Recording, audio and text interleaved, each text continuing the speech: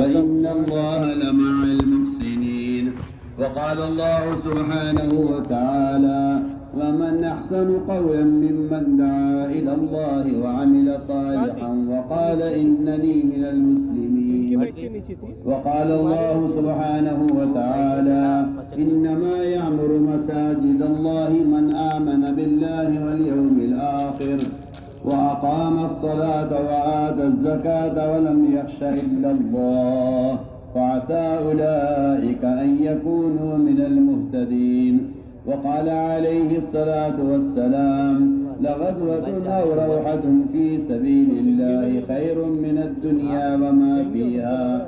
وقال عليه الصلاة والسلام من رأى منكم منكرا فليغيره بيده فإن لم يستطع فبلسانه فإن لم يستطع فبقلبه وذلك أضعف الإيمان أو كما قال عليه الصلاة والسلام. میرے انتہائی محترم بزرگوں، دوستو، عزیزو، یہ دنیا کا قانون ہے، دنیا کا دستور ہے کہ انسان جس لائن میں محنت کرتا ہے اس لائن سے کامیابی کا یقین اس کے دل میں پیدا ہو جاتا ہے۔ آپ زمیندار سے پوچھیں ڈاکٹری کس طرح ہوتی ہے، اگر مجھے معلوم نہیں۔ آپ ڈاکٹر سے پوچھیں زمیندار کیسے ہوتا ہے، وہ کہتا ہے مجھے معلوم نہیں۔ ہر آدمی کو اس لائن کی خبر ہے جس میں اس کی محنت، اس کا وقت لگ رہا ہے۔ امت کے ارتداد کا سبب ہی یہی ہے کہ امت نے دین کی دعوت کو چھوڑ دیا۔ تو آدمی تجارت چھوڑ دے، زراعت چھوڑ دے، اسے اپنی تجارت سے ایک پائی ملنے کی امید نہیں ہونی چاہیے۔ جو زمیندارہ چھوڑ دے اس کو ایک دانہ غلے کی امید نہیں ہونی چاہیے۔ آپ نے یہ راستہ ہی چھوڑ دیا، آپ اس سے کیوں امید کر رہے ہیں؟ میں کہنا چاہتا ہوں کہ اگر تاجر تجارت چھوڑ دے اور پھر وہ نفع کی امید کرے تو کہا جائے گا یہ بے وقوف ہے۔ کوئی شخص اگر ملازمت چھوڑ دے اور تنخواہ کی امید کرے تو کہا جائے گا یہ آدمی پاگل ہے۔ اور میں حیران ہوں کہ مسلمان دعوت اللہ کی اس محنت کو چھوڑ کر ہدایت کی امید رکھتا ہے، یہ کیسے ہو سکتا ہے؟ سیدھی بات، وہ دنیا جس سے اللہ کو نفرت ہے، وہ دنیا جس سے اللہ کو نفرت ہے، جب یہ دنیا بغیر محنت کے صرف دعا سے حاصل نہیں ہو سکتی تو وہ دین جس سے اللہ کو محبت ہے وہ بغیر محنت سے دعاؤں سے کیسے حاصل ہو جائے؟ اس لیے میرے بزرگوں، دوستو، عزیزوں، قرآن اور حدیث اس بات کو بڑی قوت سے کہتے ہیں کہ مسلمان کے اپنے دین پر قائم رہنے کا جو ایک واحد بنیادی سبب ہے وہ دعوت اللہ ہے۔ اپنے آپ کو سماج میں، اپنے آپ کو معاشرے میں، اپنے آپ کو سر سے لے کے پیر تک سنت کے لباس میں، اپنے آپ کو واجبات اور فرائض کے ادا کرنے میں، اپنے آپ کو اللہ کے احکام میں پوری طرح قائم رکھنے کے لیے، اپنے آپ کو مسلمان کہنے کے لیے قرآن نے کہا ہے کہ اس کے لیے شرط یہ ہے کہ آپ اپنے پہلے دین کے داعی بنیے، تب آپ میں اس کی جرت پیدا ہوگی کہ آپ کسی قانون کے مقابلے میں کہہ سکیں میں مسلمان ہوں۔ ہم نے اس آیت پر غور نہیں کیا۔ وقال اننی من المسلمین کا مطلب یہ نہیں کہ میں کافر نہیں ہوں۔ وقال اننی من المسلمین جو دعوت اور عبادت دونوں کو مسلسل جمع رکھے گا،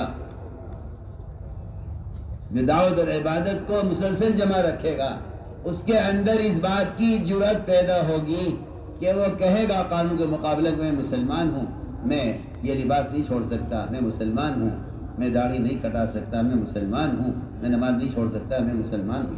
مسلمان کا مطلب یہ تھوڑی تھا کہ آپ کوئی قوم مسلمان بن کر رہ جائے اور وہ کہے ہم مسلمان قوم ہیں۔ نہیں، مسلمان کا مطلب یہ ہے کہ وہ فرائض سے لے کر معاشرے کی سنتوں تک اپنے حلیے سے، اپنے عمل سے ظاہر کرے کہ میں مسلمان ہوں۔ میرے دوستو، عزیزو، امت میں جو بے دینی ہے اس کی دو بنیادی وجہ ہے۔ یا اللہ کے غیر سے محبت ہے، یا اللہ کے غیر کا خوف، اس کا تاثر ہے۔ اور ان دونوں چیزوں کے دل سے نکلنے کے لیے قرآن نے جو شرط لگائی ہے، وہ قرآن نے دعوت کو شرط قرار دیا ہے کہ اگر اللہ کے غیر کا تاثر نکالنا اپنے دل سے نکالنا چاہتے ہو تو تمہارا کام یہ ہونا چاہیے کہ تم اللہ کا دین کا پیغام لوگوں تک خود پہنچاؤ۔ قرآن نے صاف اعلان کیا ہے، الذین یبلغون رسالات اللہ ویخشونہ ولا یخشون احدا الا اللہ، جو اللہ کے دین کے پیغام کو لوگوں تک خود پہنچاتے ہیں، اللہ کے دین کا پیغام لوگوں تک خود پہنچاتے ہیں، اللہ ان کے دلوں سے اپنے غیر کا خوف نکال دے گا۔ یہ بالکل میں قرآن کی آیت کا صاف ترجمہ کر رہا ہوں کہ دوسروں تک بذات خود دین کی دعوت پہنچائے بغیر، میں اللہ کی قسم کھا کر آپ سے کہتا ہوں کہ مسلمان دین پر باقی نہیں رہ سکتا، چاہے اسے دینی معلومات بھی کتنی ہو، یہ دین پر باقی نہیں رہ سکتا۔ یہ قرآن کا فیصلہ ہے۔ اپنے دین پر استقامت، اپنے دین بے صلابت، اپنے دین پر آدمی کا بڑی بڑی حکومتوں اور قوانین کے مقابلے میں مسلمان کے دین پر جمنا، 100 بار اللہ کی قسم کھا کر تم سے کہتا ہوں، صرف اور صرف دعوت پر موقوف ہے۔ آپ چاہے اس کو مبالغہ کہیے، چاہے آپ اس کو جو ہے غلو کہیے، یا آپ کی بکواس ہے، اس لیے کہ آپ نے کبھی قرآن حدیث کو غور سے پڑھا نہیں۔ یہ بالکل اٹل ہے فیصلہ کہ محمد صلی اللہ علیہ وسلم کے طریقہ دعوت کو اپنائے بغیر مسلمان باقی نہیں رہ سکتا۔ یا تو یہ داعی بن کر رہے گا یا مدعو بن کر رہے گا، یا تو یہ باطل کو دعوت دے گا حق کی طرف۔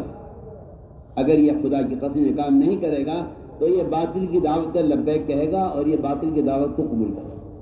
یہ میں بالکل آپ کو پکی ٹھکی بات قرآن حدیث کی روشنی میں دلائل کے ساتھ عرض کروں۔ آپ سمجھتے ہیں تبلیغ میں نکلنا سے دین سیکھنے کے لیے ایک ہی لائٹ ہے، اس کے اندر بعد میں تم لوگ پھر بولتے اس لیے بتا دے رہے۔ سوچیے آپ یہ سمجھتے ہیں کہ دعوت دینا دین سیکھنے کے لیے دعوت؟ اللہ اکبر! اس سے بڑی مسلمان کے پاس کوئی دفاعی طاقت نہیں ہے۔ سب سے بڑی دفاعی طاقت اگر مسلمان کے پاس ہے تو وہ اپنے دین کی دعوت ہے، اس سے بڑی کوئی طاقت نہیں۔ اللہ تعالیٰ نے جس زمانے میں بھی باطل کو مغلوب کیا ہے، اس کی بنیادی وجہ صرف یہ ملتی ہے قرآن حدیث میں کہ مسلمان اپنے دین کی دعوت کر پائیں۔ اس لیے ساری اقوام باطلہ جھکی ہیں ان کے سامنے، کیونکہ قرآن کا فیصلہ ہے۔ قرآن نے شرط لگا دی ہے، میں تو آپ سے کھل کر کہہ رہا ہوں، قرآن نے شرط لگا دی ہے، ان تنصروا اللہ ینصرکم ویثبت اقدامکم۔ اگر تم اس کے دین کے داعی ہو، میں ترجمہ کر رہا ہوں جس طرح قرآن کا غور سے سنو، اگر تم اس کے دین کے داعی ہو تب تو وہ تمہاری مدد کرے گا باطل کے خلاف، اور تمہیں تمہارے قدموں کے جبے جمائے رکھے گا۔ میں جو کہہ رہا ہوں مولانا صاحب کا ایک ملفوظ ہے، فرماتے تھے اپنی ذات سے پورے دین پر چلنے والا شخص دیندار تو ہے، دین کا مددگار نہیں، دین کا مددگار نہیں ہے، یہ دیندار ہے، نماز پڑھتا ہے، روزہ رکھتا ہے، حج کرتا ہے، زکوٰۃ دیتا ہے، سارے فرائض پورے کرتا ہے، سارے واجبات پورے کرتا ہے۔ میں کہتا ہوں کہ کوئی گناہ بھی نہ اس سے ہو اور یہ ساری سنتوں کا اہتمام کرے، مکمل نیک آدمی ہو، دیندار ہو۔ مرزا فرماتے کہیے کہ یہ آدمی دیندار ہے مگر دین کا مددگار نہیں۔ مدد تو موقوف ہے دین کو دنیا میں قائم کرنے پر۔ اس لیے اس بات پر سب غور کریں کہ مسلمان کے پاس اگر یہ دعوت کی دفاعی طاقت نہیں ہے تو پھر باطل اس کے معاشرے پر بھی غالب آئے گا، اس کے فرائض پر بھی غالب آئے گا، اس کے پورے دین پر غالب آ جائے گا۔ مسلمان ہی کہ دین چھوڑ دے گا کہ جی کیا کریں، نہ حالات ہیں، نہ ماحول ہیں، نہ ہماری حیثیت ہے، نہ ہمارے اندر طاقت ہے، ہم کیا کر سکتے ہیں، کہیں جا نہیں سکتے اور یہاں دین پر چل نہیں سکتے۔ لہذا یہ غیبی ان تمام مددوں سے بالکل محروم ہو کے رہ جائے گا جو کبھی مدد دعوت پر نازل ہو۔ آپ کو چاہیے کہ صحابہ کی سیرت پر غور کریں کہ جب تک یہ امت اپنی دین کی دعوت کو لے کر پھرتی رہی، یہ بادشاہوں سے اس طرح بات کریں کسی غلام سے بات کی جائے۔ اس لیے ہم نے عرض کیا کہ دعوت ہے اصل بنیادی فریضہ، اپنے جی پر استقامت کا۔ جس کا خاصہ یہ ہے، حضرت تھانوی رحمۃ اللہ علیہ کے ملفوظات میں ملتا ہے کہ جس چیز کو اپنے اندر پیدا کرنا چاہتے ہو بے اعتبار کمال کے، بے اعتبار حقیقت کے، اس کی دعوت دوسروں کو دو۔ یہاں تو ایک جہالت اور ایک بے وقوفی یہ عام ہو گئی ہے لوگوں میں کہ جو آدمی عمل نہ کرے وہ دعوت نہ دے، کیونکہ وہ خود عمل نہیں کرتا، دعوت کیسے دے گا؟ اور قرآن کو غلط سمجھنا، غلط بیان کرنا اور اسے دلیل بنا کر پیش کر دینا، لِمَ تَقُولُونَ مَا لَا تَفْعَلُونَ، کیا آپ اس کام کو کرتے نہیں اسے کہتے کیوں ہو؟ دیکھیے تو صحیح، یہ کہنا جس کام کو آپ کرتے نہیں اسے کہتے کیوں ہو، یہ بالکل علماء نے لکھا ہے، یہ ایسا ہے جیسا کوئی آدمی نماز چھوڑنے کی وجہ سے روزہ بھی چھوڑ دے۔ ایک آدمی نماز نہیں پڑھتا تو کیا روزہ بھی نہ رکھے؟ کہ بھائی آپ نماز نہیں پڑھتے روزے کیوں رکھتے؟ پہلے آپ نماز تو پڑھیے پھر روزہ بھی رکھ لیں گے؟ نہیں، نماز چھوڑنا مستقل گناہ ہے، روزہ نہ رکھنا مستقل گناہ ہے۔ اس طرح علماء نے لکھا ہے کہ عمل نہ کرنا مستقل گناہ ہے، دعوت نہ دینا مستقل گناہ ہے۔ کہاں کوئی یہ کہہ دے کہ میاں پہلے آپ عمل کریں پھر دعوت دیں؟ دعوت مستقل ایک فریضہ ہے، نماز پڑھنا مستقل ایک فریضہ ہے۔ ایک آدمی نماز نہیں پڑھتا لیکن کسی کو نماز کی دعوت دیتا ہے تو اس کے ذمہ دعوت دینا اتنا ہی ضروری ہے جتنا کسی نماز کے پابند آدمی کو نماز کی دعوت دینا ضروری ہے۔ دعوت ایک فریضہ ہے، نماز روزے کی طرح، حج و زکوٰۃ کی طرح دعوت ایک فریضہ ہے۔ تو میں نے عرض کیا کہ اصل بات یہ ہے کہ جس چیز کو اپنے اندر پیدا کرنا چاہتے ہو بے اعتبار کمال کے، اس کو بصیرت تبلیغ کرو۔ اور میری بات آپ نوٹ کر لیجئے، بصیرت تبلیغ کا مطلب ہی صرف خدا کی قسم یہ ہے کہ آپ خود جا کر دعوت دیں، اس کے بغیر دعوت کا فریضہ ادا نہیں ہوگا۔ نہ قلم سے، نہ اخبار سے، نہ رسائل سے، نہ موبائل سے، کسی سے بھی فریضہ دعوت کا اللہ کی قسم ادا نہیں ہوگا۔ آپ خود جا کر دعوت دیں گے تو دعوت کا فریضہ ادا ہوگا، ورنہ فریضہ ادا نہیں ہوگا۔ یہ بات آپ نوٹ کر لیجئے۔ یہ جو آج کل ایک خیال ہے کہ دعوت دینے کا کوئی ایک طریقہ نہیں ہے، جس طرح چاہو دعوت دو، بالکل غلط خیال ہے۔ آپ کو غور کرنا پڑے گا محمد صلی اللہ علیہ وسلم اور آپ کے صحابہ کے دعوت دینے کا طریقہ غور کرنا پڑے گا کہ وہ دعوت کیسے دیتے۔ آپ صلی اللہ علیہ وسلم نے خود اپنی ذات سے اپنے صحابہ کو دور اور نزدیک خود دعوت دینے کے لیے بھیجا۔ اب دیکھیے، ایک شخص کا آپ نے ایک صحابی کو بھیج، جاؤ فلاں کو جا کے دعوت دو۔ اس نے کہا کہ جس کی تم دعوت دے رہے ہو اللہ کی، وہ پیتل کا ہے، تانبے کا ہے، لوہے کا ہے، کس چیز کا ہے؟ واپس آ گئے صحابی، آ کر اس کے اللہ سے یہ کہا میں پھر جاؤ اس کے پاس، یعنی ہمارے پاس اس کو بات پہنچا چکے ہو، چھوڑو اب وہ جانے، ہدایت مقدر میں ہوگی، آپ مل جائے گی، نہیں ہوگی نہیں ملے گی، میں پھر جاؤ۔ پھر گئے، پھر جا کے کہا، پھر اسے جواب دیا، پھر گئے، پھر جا کر کہا، پھر یہ جواب دیا۔ آپ بار بار بھیجتے رہے یہاں تک کہ آسمان سے بجلی گری اس پر اور اس نے اسے ٹکڑے ٹکڑے کر دیا۔ ہم عرض کرنا چاہتے ہیں تو آپ نے کیا کمال کیا؟ چائنا اس لیے میں تاکید سے عرض کرتا ہوں تعلیم کے ساتھ ایک نمبر مٹھائی لوگوں کو سمجھا کر بسی کما ہونے کا محنت کر ناپاک آدمی سے کیا بات ہے؟ ناپاک ہے تو لاؤ سے ہم تو مسلمان کو پاک کرنے کے لیے گشت کر رہے ہیں۔ یہ دھوبی جو پھرتے ہیں گھروں پر میرے کپڑے لینے کے لیے، بتائیے کیا کرتے ہیں؟ جس سے دشمنی انگیز کو دینے کا یہ دھوبی جو آپ کے محلے میں آتا ہے اور بڑا گٹھڑ باندھ کے سر پر رکھ کر لے جاتا ہے دھوبی گھاٹ پر، بتائیے اس گھر کا یہ گھر کے چکر کیوں لگا رہا ہے یہ دھوبی؟ بتائیے، ہر گھر سے پرانا گندا اور غلاظ میں کپڑا لے کر اپنے ساتھ سر پر رکھ کر لے جاتا ہے اور وہاں لے جا کر دھوبی مولیا صاحب کا ملفوظ ہے، میں نے دھوبی گھاٹ کھولا ہے، میں تو میرے کپڑے لے کے آؤں گا باہر سے اور یہاں دھو کر صاف کر کے واپس آؤں گا۔ مجھے تعجب ان گشت کرنے والے انہیں سمجھا یہ سمجھتے ہیں کہ ملاقاتیں ہو جائیں، کچھ 4 ملاقاتیں ہو جائیں، وہاں ایک رجسٹر رکھ لیا مسجد میں، اس میں نام لکھ دیتے ہیں، ہاں جی بھائی صاحب آپ کو عبدالرحمٰن سے ملاقات کرنی ہے، وہ مکان نمبر 204 پر آپ سے ملاقات کریں گے، وہاں ملاقات کروں گا۔ آپ کیا کریں گے کہ میرا دفتر ادھر ہی ہے، مجھے ادھر ہی جانا ہے، میں وہاں ملاقات کروں گا۔ ان لوگوں نے بالکل کام کا کھیل بنا مجھے شکایت ہے سر۔ 5 نمازیں ہیں فجر سے لے کر عشاء تک، ہر نماز کے لیے گشت، ہر نماز کے لیے آپ کی بھی گشت پر غور کرتے. بلال گھر گھر جا کر 5 نماز میں لوگوں کو لے کر آتے تھے. بس میں آپ دکان پر بیٹھے ہوئے کہ میں تو 2.5 گھنٹے صبح لگ جاتے ہیں، میں تو فارغ ہوں.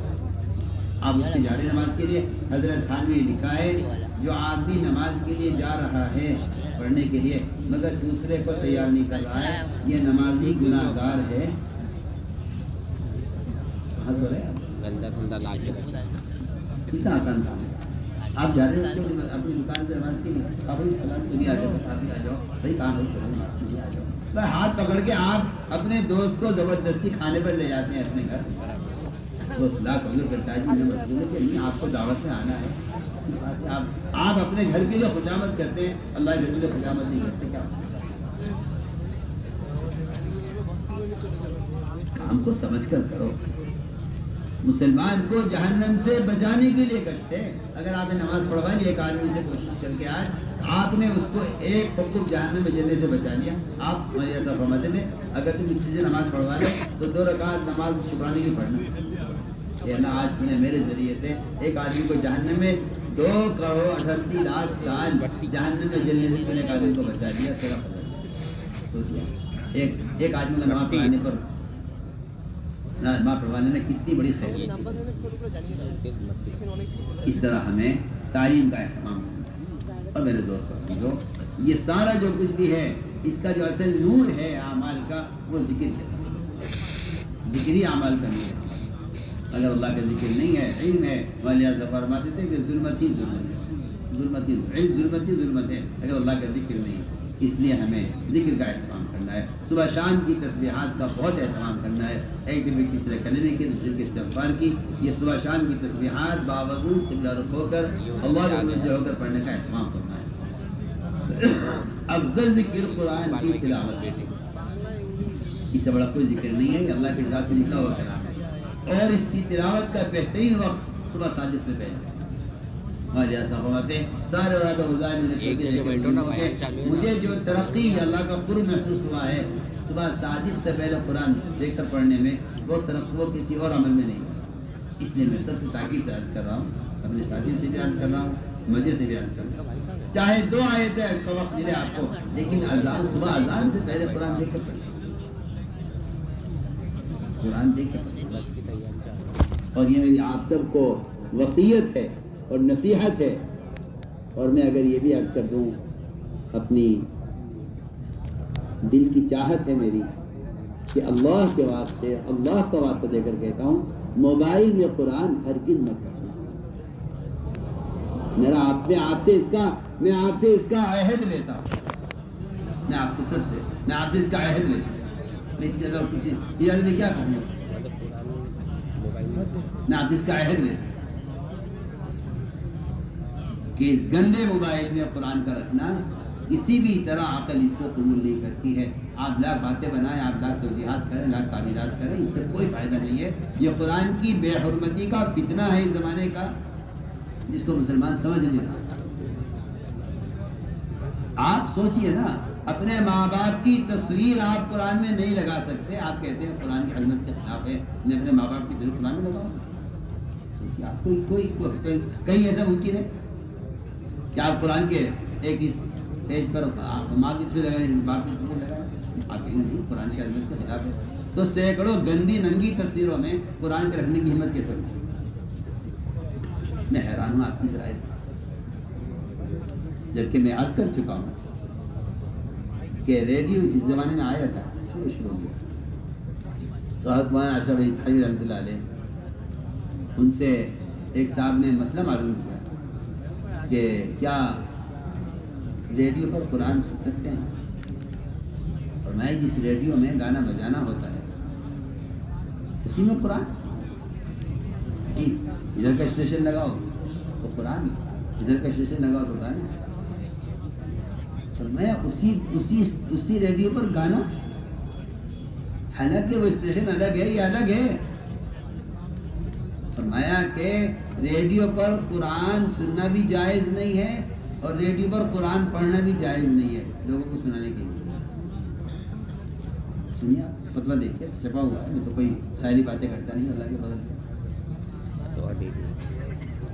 میں تو حیران ہی ہوں کہ صحابہ کے طریقوں سے سلف کے طریقوں سے امت کیسی الٹی بھاگی جا رہی ہے. امت کیسی الٹی بھاگی جا رہی ہے. حضرت عثمان کو قرآن پھٹ گیا تھا مسلسل دیکھ کر پڑھنے کی وجہ. آپ باتیں بناتے ہیں کہ بھائی موبائل ہے جو چاہے کر لو اس کو. آپ شراب کی بوتل میں زمزم بھر کے پئیں اور لوگ آپ کو شرابی کہیں تو لوگ سچ بول رہے ہیں آپ جھوٹ بول رہے ہیں. کی بات ہے تو بات صاف ہو جائے. اتقوا مواضعات تہمت کی جگہوں سے بچنے کا حکم ہے. اور آج اگر لوگ دیکھ رہے تو لوگوں کو دیکھ رہے تو کیا بات ہے. میں تو قرآن پڑھ رہا ہوں موبائل میں. سوچیے تھانی کا فتویٰ آپ غور کیجیے جو میں کہہ رہا ہوں. ریڈیو جس نے سوائے آوازوں میں کچھ نہیں. فرمایا کہ اگر ریڈیو کے اندر گانا بجانا بھی ہوتا ہے اسی میں اور ایک اسٹیشن پر قرآن کی قرأت بھی آتی ہے تو فرمایا کہ ریڈیو پر قرآن کا سننا بھی جائز نہیں ہے. اور اگر کوئی سن رہا ہو تو اس کو روکنا واجب ہے. اور قرآن کو ریڈیو پر سننا قرآن کی بے حرمتی ہے اور قرآن کے ساتھ تلاعب ہے یعنی قرآن کو کھیل بنانا ہے. یہ تھانوی کا فتویٰ چھپا ہوا. آپ بتائیے کہ کیا ریڈیو زیادہ برا تھا یا موبائل زیادہ برا ہے. بتائیے آپ کیا بولیے. آپ بولیے بتائیے. آپ سوچیے یہ تھانوی کا فتویٰ چھپا ہوا ہے. صحابہ کے طریقوں سے دور کرنے کے لیے نئے نئے طریقے ایجاد کیے جا رہے ہیں. اس لیے میں تاکید سے کہہ رہا ہوں کہ قرآن سفر میں ساتھ رکھو اور قرآن کھول کر قرآن میں دیکھ کر پڑھو. یہی صحابہ کا طریقہ ہے. یہی صحابہ کا طریقہ ہے. قرآن کھول کر دیکھ کر پڑھنا یہی صحابہ کا طریقہ. سفر میں آپ ٹرین میں ہو بس میں ہو قرآن ساتھ رکھیں. آپ قرآن کھول کے دیکھ کے پڑھیں گے نا بس میں جتنے لوگ بیٹھے ہیں سب کے لیے آپ کا قرآن پڑھنا عملی دعوت بنے گا. آپ موبائل میں قرآن پڑھ رہے ہیں. آپ قرآن کی دعوت نہیں دے رہے, آپ موبائل کی دعوت دے رہے ہیں. کسی کو کیا معلوم آپ کیا کر رہے ہیں. اب تو ایسی اسکرین کے برابر والے کو خبر نہیں آپ کیا کر رہے ہیں. بتائیے آپ کی عملی دعوت کیسی ختم ہوتی جا رہی ہے اور یہود و نصارہ کے طریقے آپ کے ذکر و اذکار کو کیسے غالب آتے جا رہے ہیں. اب ہاتھوں میں بھی دانے کی تسبیح نہیں ہے. اب ہاتھوں میں وہ دانے وہ الیکٹرانک تسبیحیں ہیں. میں تو حیران ہوتا ہوں دیکھ کر. دیکھو انہیں سنت سے کیسی نفرت ہوتی جا رہی ہے اور رواج سے کیسی محبت ہوتی چلی جا رہی ہے. رہا جائز, ہاں جائز کی پٹی بندی ہوئی ہے آنکھوں پر. جائز جائز کہہ کر وہ کرتے ہیں. وہ سنت کی فرمانی تو سنت, جبکہ سنت گٹھلیاں سنت ہے. آپ صلی اللہ علیہ وسلم نے خود دیکھ کر فرمایا. حضرت صفیہ کو گٹھلیاں گنتے ہوئے دیکھا ہے آپ نے. جس عمل کو آپ نے ہوتے ہوئے دیکھا ہے اور نکیر نہیں فرمائی وہ عمل بھی سنت میں شامل ہے. ابو ہریرہ رضی اللہ تعالیٰ عنہ نے تاگے میں گراہیں باندھ کر اس کی تصویر بنائی ہوئی تھی اور وہ اس پر 12,000 استغفار روزانہ کرتے. کتنے استغفار روزانہ؟ 12,000. جی روزانہ استغفار 12,000 استغفار روزانہ کرتے. اور میں نے کہا یہ میرے گناہوں کا بدل ہے. جتنے میرے گناہ ہیں روزانہ کے اتنے استغفار. 12,000 گناہ کون کر لے گا بدل. سنیے میں کیا کہہ رہا ہوں. اور اب نیا نظام ہے کہ چھوڑی میرا تصویر کیا یہ لو. اور کیوں کہ تاکہ لوگوں سے میں اپنے عمل کو چھپا سکوں. میں آپ سے بہت اہم بات کہہ رہا ہوں. لوگ اپنے عمل کو چھپاتے ہیں یہ سمجھ کر کہ اخلاص اسی میں ہے, جبکہ یہ شیطان کا دھوکہ ہے کہ وہ عمل کو اس لیے چھپانا چاہتا ہے تاکہ عمل ختم ہو. میری بات آپ یاد رکھنا, عمل کو چھپانا اخلاص نہیں ہے اور عمل کو دکھانے کے لیے کرنا ریا نہیں ہے. عمل دکھانے کے لیے کرنا تو بہت کام کی بات کہہ رہا ہوں آپ سے. عمل کو ظاہر کرنا ریا نہیں ہے. عمل کو ظاہر کرنا تو عملی دعوت ہے. اللہ کے غیر کو خوش کرنے کے لیے عمل کرنا ریا ہے, لیکن عمل کو ظاہر کرنا یہ تو عین عملی دعوت ہے. اس پر تو آپ کو ڈبل اجر ملے گا. آپ اگر چھپ کر عمل کر رہے ہیں تو آپ کو یہ کہہ رہا اجر ملے گا. اگر آپ کھل کر عمل کریں تو آپ کو ڈبل اجر ملے گا. آپ کے عمل کا اجر بھی ملے گا, دیکھنے والے عمل کریں گے ان کا بھی اجر آپ کو ملے گا. آپ کے ہاتھ میں تصویر ہوتی تو لوگ آپ کی تصویر کو دیکھ کر بھی خیالات دیکھ کر چلو بھائی ہم بھی تصویر نکال لیں، دیکھو یہ سب پڑھ رہے ہیں ہم بھی نکالیں.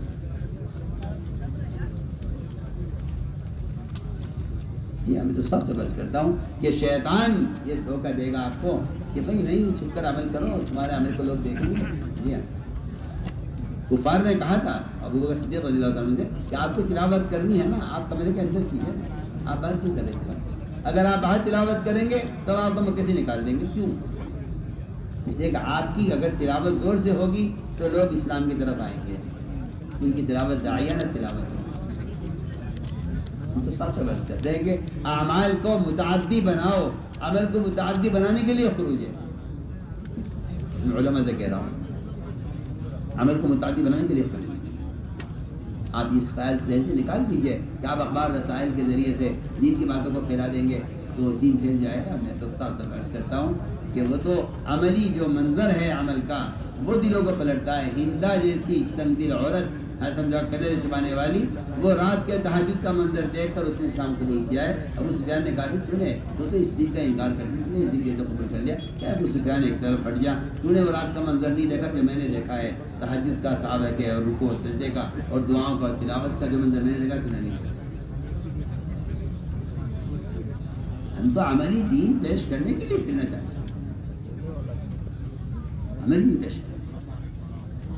اس لیے میں نے عرض کیا ہے کہ قرآن کی تلاوت قرآن میں دیکھ کر ہو، اس کی کوئی بھی میرے نزدیک کوئی گنجائش اس کی مجھے نظر نہیں آتی ہے کہ موبائل میں قرآن رکھا جائے، اس کی توہین کی.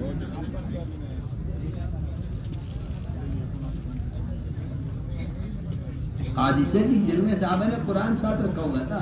قادسیہ کی جنگ میں جو مدد آئی ہے اللہ تعالیٰ کی وہ قرآن کے ساتھ ہونے سے آئی ہے. پڑھیے آپ صاحب نے نقل کیا ہے.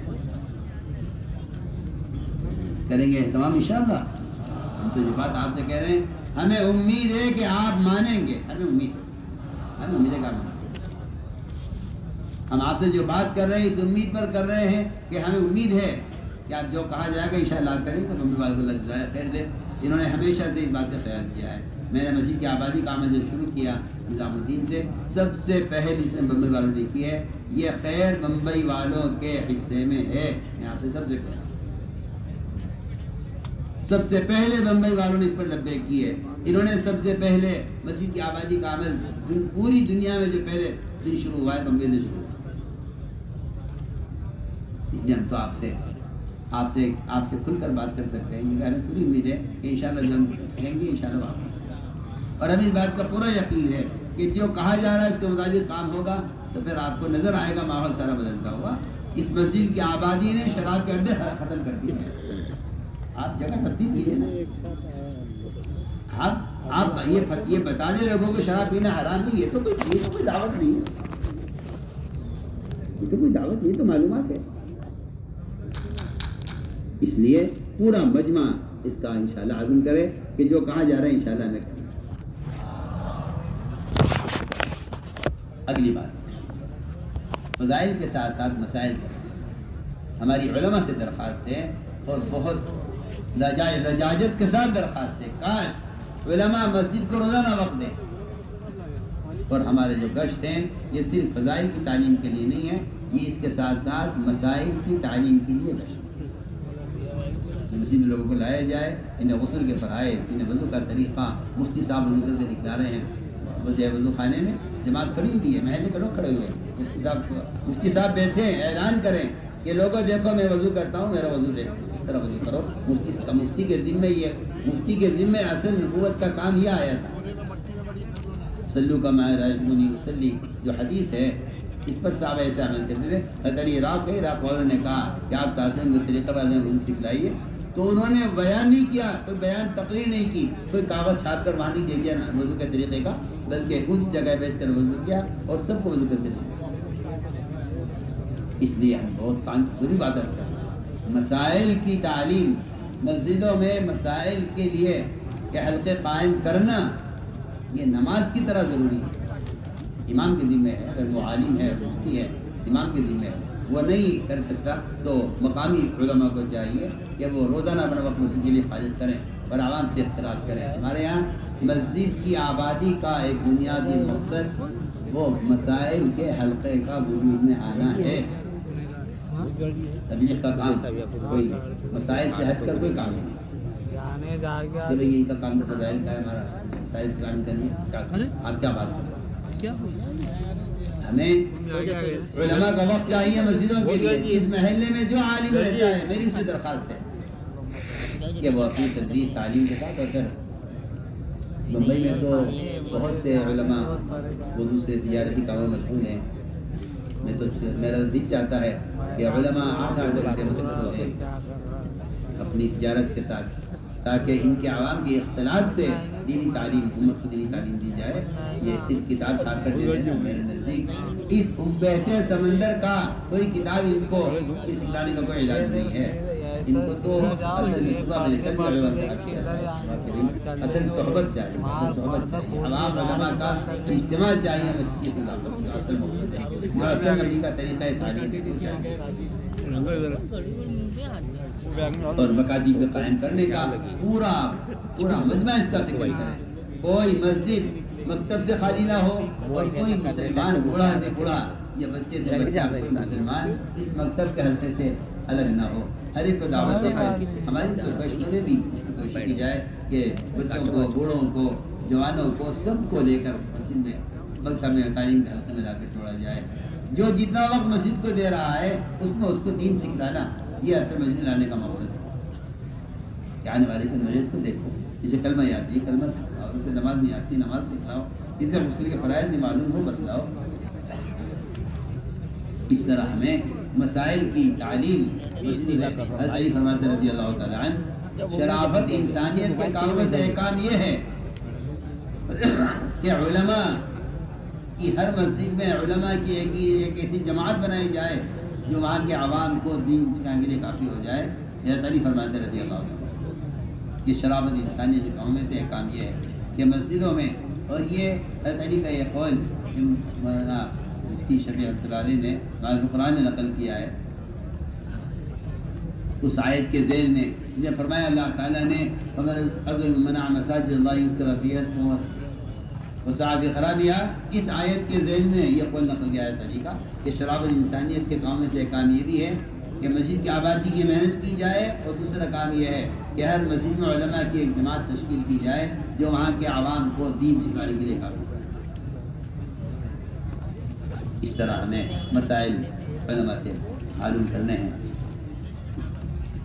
میرے دوستوں, جب ان سارے اعمال سے کے ذریعے بندے کے اللہ کے درمیان کا تعلق اچھا ہو جاتا ہے, تو پھر میں آپ سے بہت آسان بات عرض کر رہا ہوں کہ اللہ کا تعلق ہو جاتا ہے تو پھر اس کے مخلوق کے درمیان کے تعلقات بھی درست ہوتے ہیں. گھریلو جھگڑے, برادریوں کے جھگڑے, یہ سارے حالات درست ہو جاتے ہیں, کیونکہ آپس میں آدمی جب لڑتا ہے جب یہ نعوذ باللہ اللہ تعالیٰ سے بے تعلق ہو جائے گا. جب اللہ سے بے تعلق ہو جائے گا تو آپس کے تعلقات ختم ہو جائیں گے. جو قرآن نے یہ کہا ہے کہ بے غرض محبت جو پیدا ہوگی ایمان والوں میں, وہ تو ایمان اعمال صالحہ سے ہی پیدا ہوگی. ان الذین آمنوا وعملوا الصالحات سیجعل لهم الرحمن ودا, کہ ہم بے غرض محبت جو پیدا کریں گے تمہارے درمیان, وہ ایمان اعمال صالح پر تمہارا جمع ہوگا. اگر یہ نیک اعمال ہیں اور یہ معمولات ہیں ہمارے, تو پھر میں کہتا ہوں کہ خود بخود ہمارے مخلوق کے درمیان کے تعلقات درست ہوتے ہیں. وہ تو جن کا تعلق اللہ سے بگڑ جاتا ہے, پھر ان ایسے لوگوں کے آپس کے تعلقات بگڑتے ہیں. اس طرح ہمیں اس کی پوری کوشش کرنی ہے کہ اس راستے میں نکلنے کا ایک بہت بنیادی مقصد. اب تک میں جو کچھ کہہ رہا ہوں خروج میں نکلنے کا فائدہ کیا ہے, ایمان سے لے کر اخلاق تک نکلنے کی غرض اپنے اخلاق میں کمال پیدا کرنا ہے. کہ کیا آپ کو صاحب کہیں گے کہ کیا اس کے بغیر اخلاق نہیں ہے؟ لوگوں کو علم نہیں ہے نا, علم نہیں ہے, معترض جاہل ہوتا ہے نا, تو لو جی یہ کہہ دیا انہوں نے تو کہ تبلیغ جماعت میں نکلو گے تو اخلاق درست ہوگا. بات ہے, عجیب سوچ ہے, کیونکہ اعتراض تو بیچارے کر لیتے ہیں, حدیثیں نہیں پڑھتے. اعتراض تو کر لیتے ہیں مگر حدیث نہیں پڑھتے. صحیح روایت ہے آپ نے یا اقسم اغزما غیر قومک، یہ حکم دیکھیے حدیث میں، میں او اقسم، اقسم ایک صحابی کا نام تھا، اللہ کے راستے میں نکلا کرو ان لوگوں کے ساتھ جنہیں تم پہچانتے نہیں ہو، جانتے نہیں ہو، نہ تمہارے رشتے دار ہیں، نہ تمہاری برادری ہے، نہ تمہاری قوم کے ہیں، اجنبی لوگ، ان کے ساتھ نکلا کرو جماعت۔ کیوں؟ فرمایا اگر تم اجنبیوں کے ساتھ نکلو گے اللہ کے راستے میں تمہارے اخلاق بہت اچھے ہو جائیں گے اور تم قوم بعزت ہو جاؤ گے۔ اس لیے کہ میرے دوستوں تو اکرام کا جو مجاہدہ ہے اصل، وہ بھائی کا، دوست کا، استاد کا، چاچا کا، تایا کا اکرام کر لینا، اکرام کا یہ اکرام کا مجاہدہ نہیں ہے۔ اکرام کا مجاہدہ یہ ہے کہ میں ایک ایسے آدمی کی خدمت کروں جس کو میں جانتا نہیں، اس کو مجھ کو کوئی احسان نہیں، اس کی میرا کوئی رشتہ داری کوئی تعلق نہیں ہے، وہاں اکرام کا مجاہدہ ہے۔ جماعت میں نکل کر جب خدمت میں آتی ہے، جی آپ کو کھانا پکانا ہے، آپ کو آگ جلانی ہے، آگ جلانا ہے تو میں نے گھر میں کبھی ایک پانی اپنے ہاتھ سے نہیں پیا، میرے تو گھر میں 10 ملازم ہیں کہ ہاں ٹھیک بات ہے، لیکن اس راستے میں نکل کر منبر سے لے کر بیت الخلا کے صاف کرنے تک سارے کام برابر ہیں۔ محمد صلی اللہ علیہ وسلم جب منبر سے بیٹھ کر صحابہ کو نصیحت کیا کرتے تھے، آپ نے اللہ کے راستے میں نکل کر آگ جلانے کے لیے لکڑیاں خود چنی ہیں۔ صحابہ سے کہا میں لکڑی چن کر لاتا ہوں جنگل سے، کھانا تم پکاؤ گے، گوشت تم کاٹو گے، بکری تم ذبح کرو گے اور لکڑی میں لے کر آؤں گا۔ بتائیے اگر محمد صلی اللہ علیہ وسلم یہ کام کر سکتے ہیں تو میری خدا کی حیثیت ہے۔ تو میں نے عرض کیا کہ خروج سے اخلاق کا بہتر ہونا یہ اس بات کی پکی علامت ہے، اور یہ حدیث دلیل ہے اس کی، یہ حدیث دلیل ہے اس کی۔ یا اقسم اغزم غیر قومک یحسن خلقک، کہ اقسم اللہ کے راستے میں نکلا کرو اجنبیوں کے ساتھ۔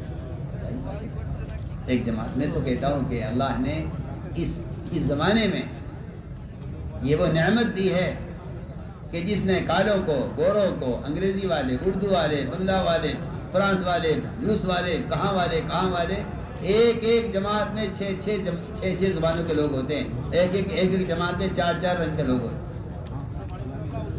ایک جماعت میں مالدار بھی ہے، غریب بھی ہے۔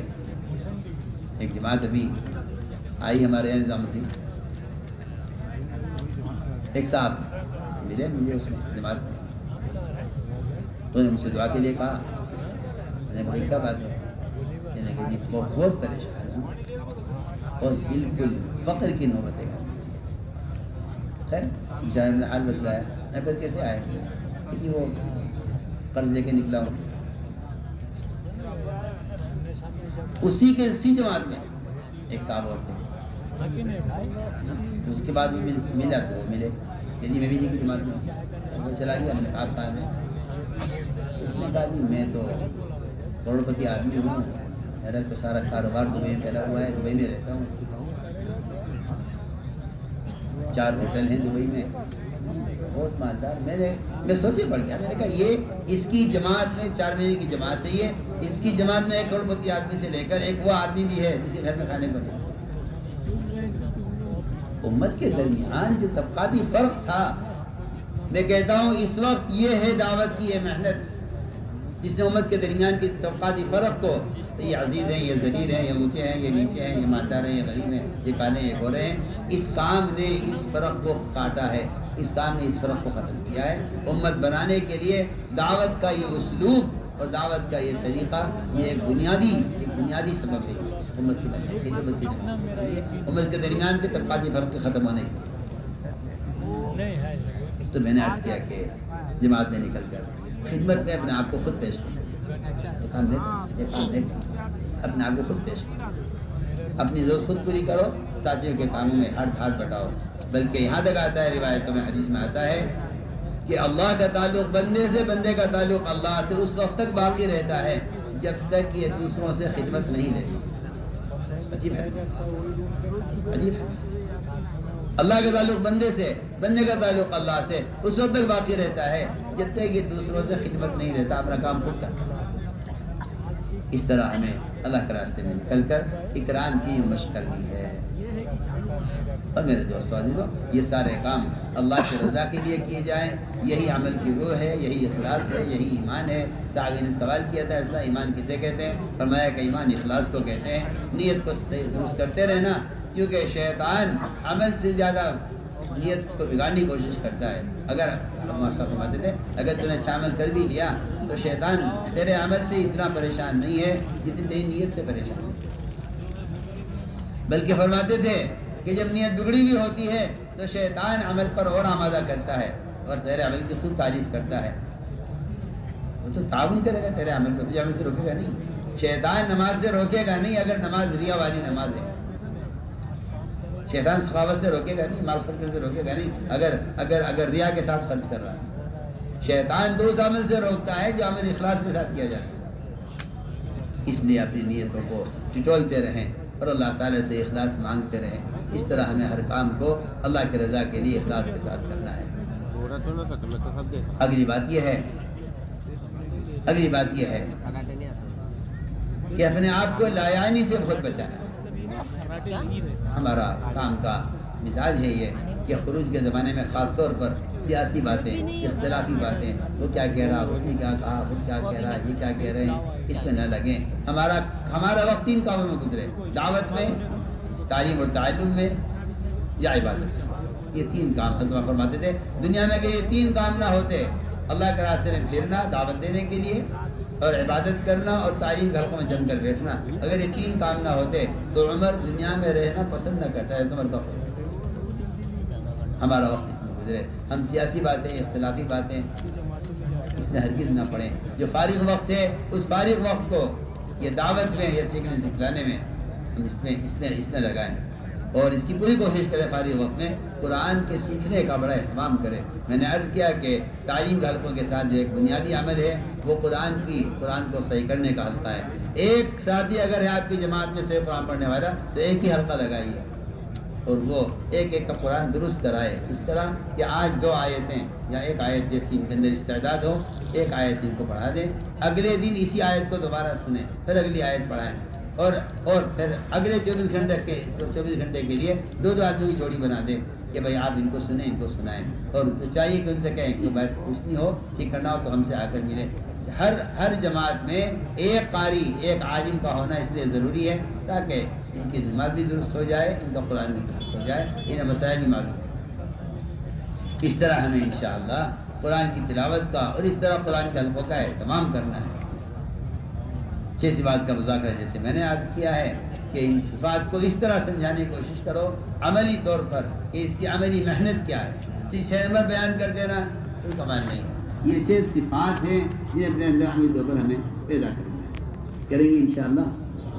اس طرح ہماری جماعت امیر کی اطاعت کے ساتھ چلے، جہاں کا رخ بنا ہے جماعتیں وہاں جائیں، جس علاقے میں جس ملک میں جانا طے کر دیا ہے وہاں جا کر وہی کام کرے جہاں کا رخ دیا گیا۔ اپنے رخ بدل دینا، یہ جماعت کا کہیں سے کہیں چلا جانا، یہ مناسب بات نہیں ہے۔ جہاں کا رخ بنے وہاں جماعتیں جائیں، جہاں تک ہو سکے پیدل چلیں۔ پیدل چلنے سے زیادہ اللہ کے غصے کو ٹھنڈا کرنے والا کوئی اور عمل نہیں۔ سب سے زیادہ اللہ تعالیٰ کا غصہ ٹھنڈا ہوتا ہے پیدل چلنے سے۔ صحابہ میں سواریوں کو ہوتے ہوئے پیدل چلنا ثابت ہے۔ اس کی پوری کوشش کریں، جہاں تک ہو سکے بستی گاؤں پیدل چلیں۔ البتہ کہیں ضرورت پیش آ جائے، لمبی کہیں مسافت آبادی کوئی نہیں ہے تو گاڑیوں سے بھی اپنا سفر طے کر سکتے ہیں، کوئی حرج نہیں ہے۔ پیدل چلنے کا مطلب یہ کہ آدمی سواری پہ قسم کھا لے کے پیر نہیں رکھنا ہے، اور سواری کا مطلب یہ نہیں ہے کہ آدمی کو تھوڑی دور جانا ہے کہ سواری لاؤ، یہ نہیں۔ صحابہ کے پیدل چلنے کا اجر احتساب غور کرتے ہوئے اور اس خیال سے پیدل چلا کرو کہ جو غبار اڑ رہا ہے جنت میں میرے حسن کو بڑھانے کے لیے استعمال کیا جائے گا، اور اگر اس کے چند ذرات میری ناک میں داخل ہو گئے تو جہنم کی آگ اس ناک میں اس کا دھواں بھی داخل نہیں ہوگا۔ اس یقین کے ساتھ پیدل چلنے کی کوشش کیا کرو۔ اس سے زیادہ اللہ کے عذاب کو اور غصے کو ٹھنڈا کرنے والا کوئی عمل نہیں۔ جہاں کا رخ بنے جماعتیں وہاں جائیں، اور ہمارا سب سے پہلا کام مسجد سے بھی ابتدا کریں۔ مسجد میں داخل ہو سنت کے مطابق دائیں بائیں مسجد میں داخل کریں، اور ایک طرف قریب سے سامان ایک طرف لگا دیں۔ اگر مکروہ وقت نہیں ہے تو پھر 2 رکعت ہے تو مسجد سب سے پہلے پڑھیں، اور باوضو رہیں۔ باوضو رہنا تو مصلی رہنا ہے، باوضو رہنا تو شیطان سے محفوظ رہنا ہے۔ مسجد میں 2 رکعت جو ہے تحفظ مسجد پڑھ کر پھر سب سے اہم کام مشورے کا ہے. مشورے میں کوشش کیجئے مقامی ساتھیوں کو شریک کرنے کی، لیکن مسجد میں مؤذن بھی ہوگا، امام صاحب بھی ہوں گے، اور بھی مسجد کے 2-4 آدمی ہوتے ہیں، ان کو مشورے میں ضرور شریک کریں. میری سب سے درخواست ہے کسی بھی ملک میں کسی بھی محلے میں جماعت جائے تو وہاں کے مقامی ساتھیوں کے ساتھ مل کر نکلنے والی جماعت مقامی جماعت اس طرح ایک ہو جائے گویا یہ ایک جماعت مکمل آئی ہے. بمبئی کی اجتماع سے یہ جماعت مکمل نظام الدین سے آئی، ایسے ہو جائیں مقامی ساتھی اور باہر کے آنے والے ساتھی، ان کا مشورہ ہے، ان کا تعلیم کا حلقہ ہے، ان کا گشت ایک ساتھ، ان کی ملاقاتیں ایک ساتھ، مسجد کی آبادی کی محنت ایک ساتھ. اگر یہ سارے کام آپ نے ساتھ مل کر نہیں کیے تو آپ مقامی کام کہیں چھوڑ کر نہیں آئیں گے. ہم یہ بہت اہم بات کہہ رہے ہیں. نکلنے والی جماعت ہے یہ نہ کہ جی آپ کا وقت سے ہمارے اس وقت ہے. مقامی لوگ دیکھیے، مقامی لوگوں کا تو نظام بنا ہوا ہے، ان کا تو نظام بنا ہوا ہے. ہماری جماعت جو باہر سے گئی ہے اس کو چاہیے کہ یہ مقامی لوگوں کے وقت کی کا اہتمام کریں. ان کا گشت ہو رہا ہے، آپ کے جی تمہارا آرام کا وقت، ان کی تعلیم ہو رہی ہے، آپ کے تو ہمارا عمل نہیں، بلکہ باہر سے آنے والی جماعت کو چاہیے کہ مہاجرین کی طرح مقام کے انصار کے ساتھ ایسے مل جائیں، ضم ہو جائیں کہ سب مل کر اجتماعی طور پر کام کریں. ہم مقامی لوگوں کو اپنے ساتھیوں کے ساتھ ملا کر 2 جماعتیں بنا لیں. مقامی ساتھی ہمارے ساتھی کچھ مسجد میں، مقامی ساتھی ہمارے ساتھی کچھ بات کی ملاقاتوں میں. اس طرح اگر آپ کریں گے تو پھر ہر جگہ انشاءاللہ اس سے مقامی لوگ کام کو سمجھیں گے. اس طرح ہمیں ہر جگہ جا کر محنت کا نظم بنانا ہے. مقامی لوگوں سے پوچھیں کہ یہاں خواص کہاں ہیں، ملاقات ان سے بھی کرنی ہے، اور علماء سے بھی زیارت کرنی ہے، اور یہاں عوام سے بھی ملاقاتیں کرنی ہے. 4 ماہ لگائے ہوئے ساتھی کون ہیں، کتنے ہیں، ہمیں ان سے ملاقاتیں کر کے انہیں ملکوں کے لیے تشکیلیں خود کی کرنی ہے جن کے شرائط پوری ہوتی ہیں ملکوں میں جانے کے لیے. ہر جگہ سے انشاءاللہ ہمیں نقد جماعتیں نکالنی ہیں، ہر جگہ مقامی کام جمانے کے لیے. دیکھو میری بات ذرا کان کھول کے سنیں سب، مسجد کی آبادی کا عمل ہر مسجد میں کرنا ہے. آپ یہ نہ جا کے پوچھیے کام ہوتی ہے، آپ جماعت میں نکل رہے ہیں، آپ کی ذمہ داری ہے مقامی ساتھیوں کو ساتھ لے کر مسجد کی آبادی کا عمل کر کے دکھانا آپ کی ذمہ داری. آسان بات ہے بالکل. 2 لفظوں میں مسجد کی آبادی کی میں درج کر دیتا ہوں. مسجد میں ہماری دعوت قائم کرتے ہوئے باہر کی ملاقاتوں میں لوگوں کو مسجد میں لانا، یہ مسجد کی 2.5 گھنٹے کی محنت بھی یہی ہے، اور مسجد کی آبادی کی محنت بھی یہی ہے. کوئی الگ 2 چیزیں نہیں ہیں. 2.5 گھنٹے کی محنت بھی یہی ہے اور مسجد کی آبادی کی محنت بھی یہی ہے. دعوت تعلیم استقبال اسی کو کہتے ہیں کہ مسجد میں ہمارے دعوت قائم کرتے ہوئے ہر فرد کو دعوت کے نام ملا. انشاءاللہ کریں گے اہتمام. اگلی بات یہ آپ کئی سارے کاموں میں جو اللہ کی اصل مدد آئے گی وہ طلب سے، دعاؤں سے، عاجزی سے، اپنے آپ کو ناکارہ یقین کرنے سے، دن بھر کی محنت کے بعد اللہ کے سامنے کہ اللہ یہ محمد صلی اللہ علیہ وسلم جن سے اللہ نے مدد کا قرآن میں بار بار وعدہ کیا ہوا ہے، وہ کیا کہہ رہے ہیں؟ اشکو لے گا اے اللہ میں اپنے ذوق کا تجھ سے سامنے اے اللہ میں شکایت کرتا ہوں اپنے ذوق کی تیرے سامنے، بجائے ستانے والوں کی شکایت کرنے کے، نہ ماننے والوں کی شکایت کرنے کا، اپنے لوگوں کی شکایت کر. میں کام کر نہیں سکا، میں ان کو سمجھا نہیں سکا. اے اللہ قلوب تیرے ہاتھ میں ہیں، ان کے دلوں کو پھیر دے. اگر یہ راتوں کی میں کہتا ہوں واقعی اتنی دیر دعائیں مانگا کرو کہ ہاتھ تھک جائیں. اتنی دیر دعائیں تو میں جتنی دیر دعا مانگو گے نا، کافی دیر کے بعد میں محسوس ہوگا کہ اللہ تعالیٰ متوجہ ہو رہے ہیں. کافی دیر کے بعد محسوس ہوگا کہ اللہ متوجہ ہو رہے ہیں. اور ایسا فرماتے تھے جب یہ محسوس ہونے لگے کہ اللہ متوجہ ہے، ہمیں کیسے پتہ چلے کہ اللہ متوجہ ہے؟ وہ تو دعا میں اللہ کا دھیان ہی بتلا دے گا کہ اللہ متوجہ ہے. اگر بندے کا دھیان نہیں ہے تو اللہ متوجہ نہیں ہے، پکی بات ہے. اس جگہ جب بندہ کسی عمل میں اللہ بھی متوجہ نہیں ہوتا تو اللہ بھی اسے اعراض کیے ہوتا. جب تک بندہ اللہ کو سوچ رہا ہے اللہ متوجہ ہے، جب بندہ اللہ کو نہیں سوچ رہا ہے اللہ متوجہ نہیں ہے. اللہ کو متوجہ ہونے کی علامت یہ ہے کہ بندہ اللہ کی تو متوجہ ہے. اس لیے رو رو کر تنہائیوں میں اللہ سے ساری امت کے لیے، ساری انسانیت کے لیے دعائیں مانگنی ہیں. اور یہ بات، یہ کام امانت ہے، اسے امانت سمجھ کر کرنا ہے. اور جو محنت اور نقل و حرکت اور کوشش مردوں میں محنت کی ہے، میں کہتا ہوں کہ وہی محنت اور تعلق ہی نہیں ہے، آپ کو قرآن سے اور حدیث سے کوئی وابستگی ہی نہیں معلوم ہوتی. آپ کہتے ہیں قرآن کا حلقہ کوئی ضروری نہیں ہے. کیا آپ نے قرآن نہیں پڑھا ہے؟ کیا آپ نے حدیث نہیں پڑھی ہے؟ کیا آپ کو قبر کی قصہ معلوم نہیں ہے؟ میرے دوست، یہ وہ اعمال نبوت ہیں اور اس دعوت کے کام کی بنیادی سیرت پر ہے. اس کا ہر عمل اور اس کا ہر کام وہ سیرت کی روشنی میں ہے اور سیرت اس کام کی بنیاد.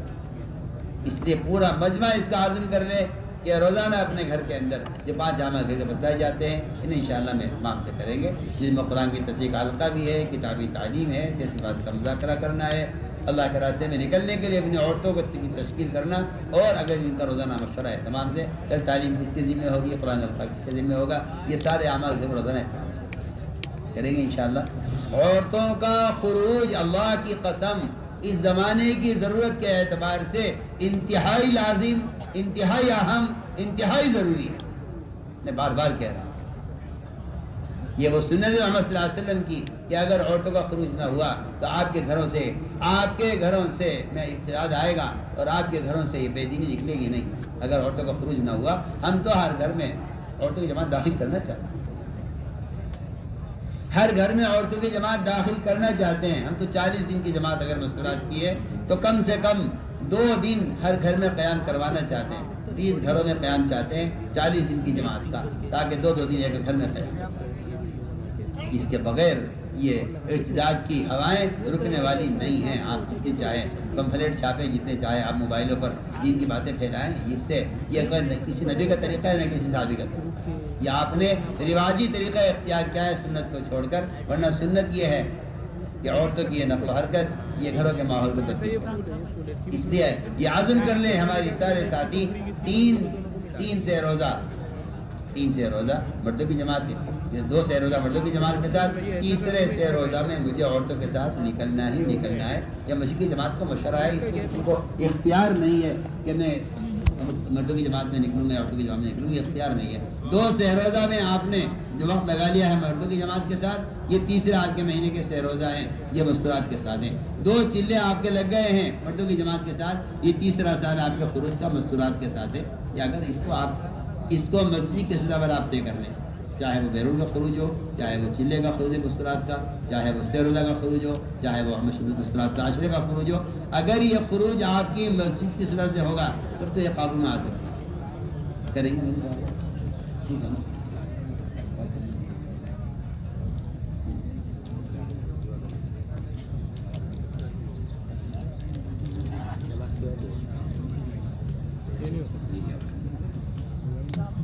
میں تو سب سے پہلے آپ تمام بمبئی والوں کے اس اجتماع کے طلب کرنے پر دل سے شکر گزار. آپ نے اجتماع رکھا، آپ نے نظام الدین کی جماعت کا استقبال کیا، میں دل سے اس کا شکر گزار. اور خاص طور پر وہ یہاں کے تمام خواص عہدیدار، چاہے وہ مسلمان ہو یا غیر مسلم ہو، جو بھی تعاون جس نے بھی کیا ہے، بجلی کا، پانی کا، زمین کا، خیمے کا، جو بھی تعاون کیا ہے، حدیث میں آتا ہے من جاہد غازی فی سبیل اللہ فقد غزا، کہ جو جماعت میں نکلنے والوں کے لیے کوئی بھی انتظام کر دے گا کسی بھی طرح کا، اللہ تعالیٰ اس کو نکلنے والے کے برابر اجر دے گا. اس لیے ہم دل سے یہاں کے انتظامیہ کا اور یہاں کے جو ہے پولیس کا اور یہاں کے تمام عہدیداران کا اور تمام اہل خیر حضرات کا، اور خاص طور پر کہہ رہا ہوں کہ میں علماء کا دل سے اس بات کا کہ اس تعداد میں ماشاءاللہ علماء جمع ہوئے اور الحمدللہ اس کا انہوں نے فکر لیا کہ انشاءاللہ ہم مسجدوں کو وقت دے کر عوام کی تعلیم و تربیت کی طرف متوجہ ہوں گے. اس کا ماشاءاللہ فکر لیا ہے. تو ہم اپنے دل سے سب سے کا شکریہ ادا کرتے ہیں آپ حضرات کا. اور شکریہ ادا کرنا کیا، یہ تو آپ حضرات کے ذمہ ایک فریضہ تھا جس کو آپ نے ماشاءاللہ مل جل کر ادا کیا ہے. مجھے بھی اور آپ کو بھی سب سے پہلے اس نعمت پر اللہ کا شکر ادا کرنا کہ محض اللہ کے فضل سے ہوا ہے. اور باقی انبیاء علیہ السلام کا طریقہ یہ ہوتا ہے کہ وہ ساری کوشش محنت کر کے ساری محنتوں کو، کوششوں کو محض اللہ کی ذات پہ منسوب کر دیتے ہیں کہ اللہ نے کیا. کسی نبی سے یہ بات ثابت نہیں کوئی کہ میں نے یہ کیا ہے. ایک مٹھی مٹی آپ نے پھینکی دشمن کی طرف جو سب کی آخر میں پہنچ گئی. اللہ نے آپ کے اس معمولی فعل کا بھی اللہ نے انکار کر دیا. ہمارا رمیت ولکن اللہ رما. تو آپ سوچیے کہ ایک معمولی مٹی پھینکنے کا عمل اللہ اس کا انکار کرنے کا نبی نے نہیں کیا تو کوئی بڑا کام ہم جیسے کر کے سمجھے کہ ہم نے کیا ہے. بتائیے کہ اس کی کام گنجائش ہے. اللہ تعالیٰ آپ حضرت کے اجتماع کو قبول فرمائے اور سارے عالم میں اس اجتماع کے اثرات کو عام فرما کر سارے امت کی ہدایت کا اللہ تعالیٰ فیصلہ فرمائے. ایک درخواست یہ ہے سب سے کہ واپسی میں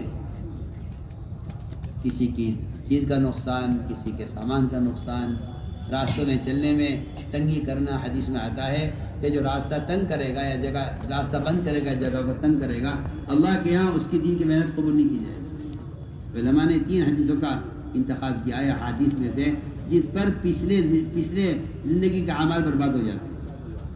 عصر کی نماز قضا کرنے پر جان بوجھ کر، یہ حدیث ہے، پچھلے اعمال برباد ہو جاتے ہیں.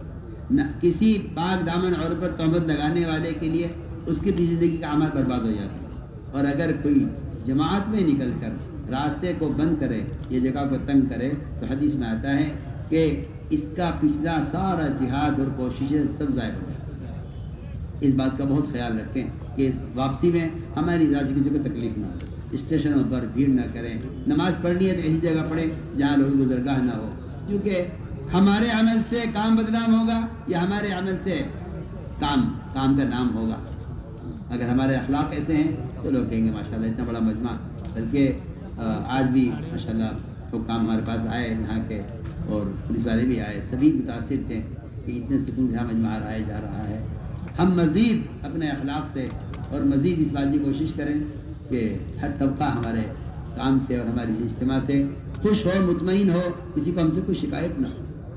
اس لیے واپسی میں گاڑیاں دوڑانا، آگے بڑھنا اور سیٹیاں بجانا یہ سب طریقے ہمارے طریقے نہیں ہیں. ہمیں تو سکون، وقار، سنجیدگی کے ساتھ ہمیں بتانا ہے نا ہمارا کام یہ ہے.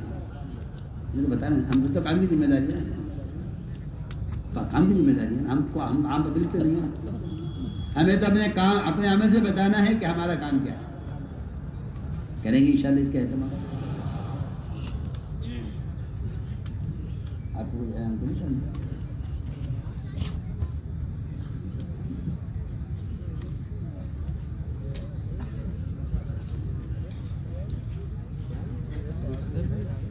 الحمدللہ درود شریف پڑھ لیں. کوئی عذر نہ ہو تو ایسے بیٹھے تحیات میں بیٹھتے ہیں.